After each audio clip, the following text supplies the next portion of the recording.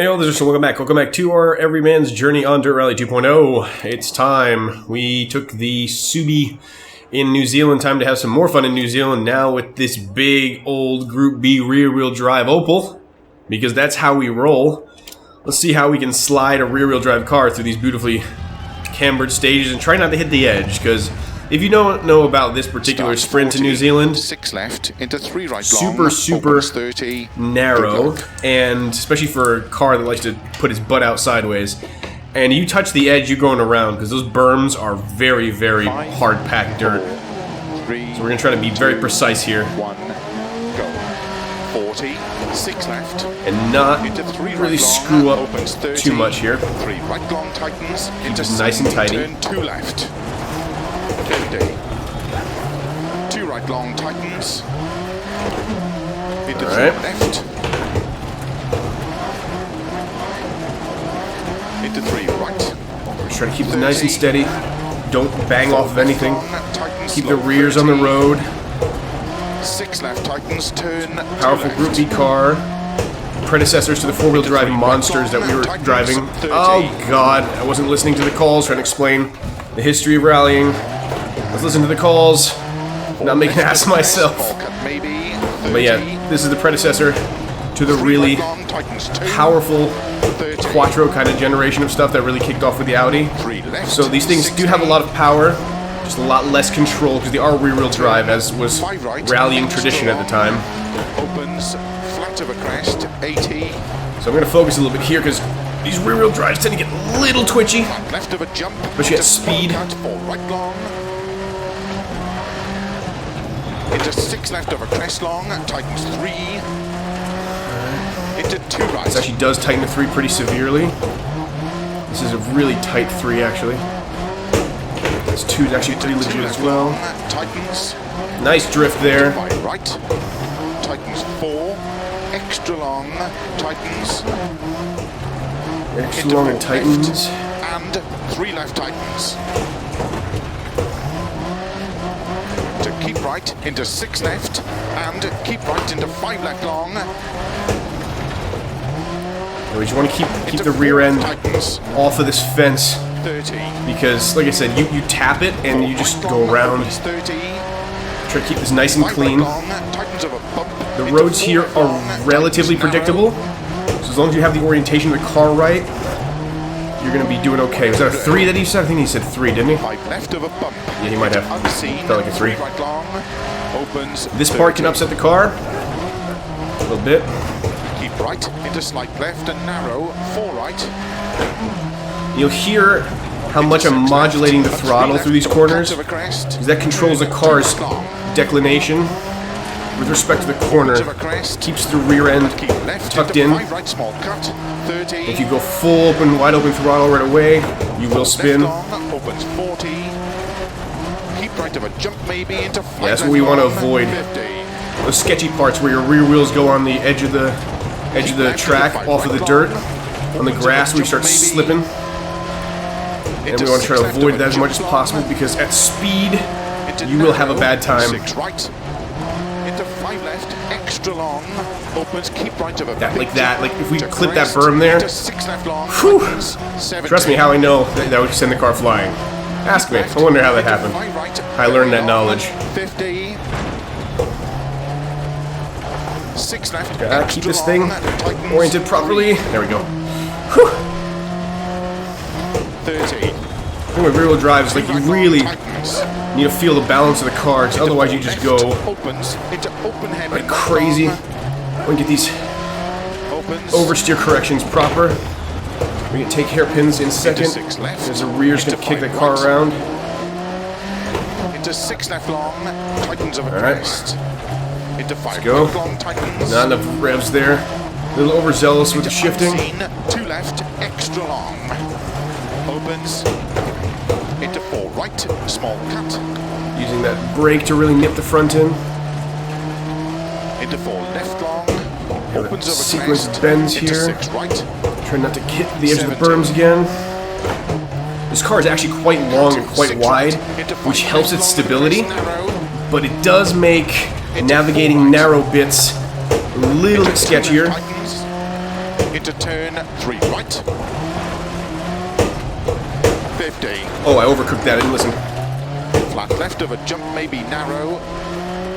That was a 3 and a 2, and I totally did not listen. I took like it was a 4.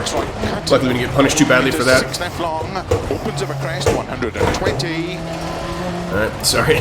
Scratching my nose. Shift, scratch, return. Extra long, tightens of a jump into 4 right. Alright. Slow And get this 30, just turn nice. cut 2 right. Where's that 4? Opens There it is. 250. We do want to kind of try to break in a straight line as much as possible here. Because these asses hang way out. Crest, You're not careful. 80. Oh, this car sounds so good though, man. These old Left Opels. cut, slow 50, Big engines. turn 1 I think right. they're 6s, I want to say? Or 8s, maybe? Oh, just a beautiful sounding engine. Opens I think the Manta, this is an 8, I think. It's a 4 liter. 6 right into 6 left long. And just, it's so nice to drive. 150. It's not one of the most powerful rear-wheel drives in Group B, but I just really like the way it feels and how neutral it is. Into Because, 3 you right know... long, tightens. Oh boy. Oh boy. Overcooked it. There we go. Got it. Saved it. And I'll quote everyone's favorite racing grandpa, Randy Post, who says, "You will always be faster in a slower car that's neutral than in a fast car that's twitchy." And my skill is not up to dealing with twitchy, super fast cars. So I'd much rather drive this, which is going to be a little more consistent. Twice overcooked turns already. I'm going to talk a little bit less now, because clearly my head's not in it. 50. We're going to try to make this nice and easy. It's turn 3. Extra long, tightens. But again, 150. in a twitchier car, this would have spun twice already. Luckily with this one I was able to save it. Nice long wheelbase, wide wheelbase. 30. It gives us a lot of play Left. to fix and catch any oversteers that we end up accidentally generating. 120. It's much more stable under braking as well. 6 right into unseen. 3 left long. Alright. This is actually quite stressful. Trying not to let that creep into my voice too much. 3. Some pretty beautiful drifts we can get through here. And the countryside is gorgeous. Part of the nice scenery. That's a rock. I said don't cut, right, Phil? Yeah, Phil, I know. Don't cut. 6 left. Don't cut 6 left, so listen. Probably over the bump there. Yep. 30. We're trying to tell us to avoid. 5 left. Extra long of a crest. 50. Oh, come on, control. 40. Control. Slow. 5 left tightens we into go. 3 right long. So 5 left tightens, there's the 5. We're actually going to take it down a notch because we want it to be able to set up for this 3. That's a drift for you. God, this car feels good. And I love New Zealand because it's not the simplest set of tracks, but the ground is so relatively consistent that you know how the car is going to act. There's very little surface change, so you can really know how you're going to kick around the gravel and how the car's going to react when you put a little bit of brakes on or whatever. There's very little to actually upset the car too much, as long as you keep it on the racing line. You get off of that and start hitting the grass and stuff, then you're fucked. These berms will murder you. But 1 right long. it's a sharp turn. 50. Another 1. Focus here a little more Into 5 left long. because this could go badly. That big wall to our right side. Tighten to a 2. Into 2 right long. Turn gent. Respect that. 6 long. Into 4 left. I actually have no idea what the splits are right now because I've been so focused on controlling the weight of the car and wowing the racing line that I have really no idea how. No! No, it was going so beautifully. Just got hung up on the grass there a little too much. Oh, that was being such a clean run. And we got hung up on the grass there a little bit, but it didn't cost us too much as far as car damage is concerned, so that much is good. Yeah, overcooked that 1 a little bit. The front end caught on like a shrub or something, and the ass spun right around because when your rear end is what being propelled, you stop that front, it's just going to spin you. Crest and 6 right, 50. Oh well. That, as far as offs go, that wasn't too bad, actually. Right tightens. This is a very long stage, if you haven't noticed. Opens It's going to long. really upset the car balance. One left, tightens over I have crest. to catch that sumbitch, though. 30. I came that way too Turn quick. unseen, 2 right. Opens 100.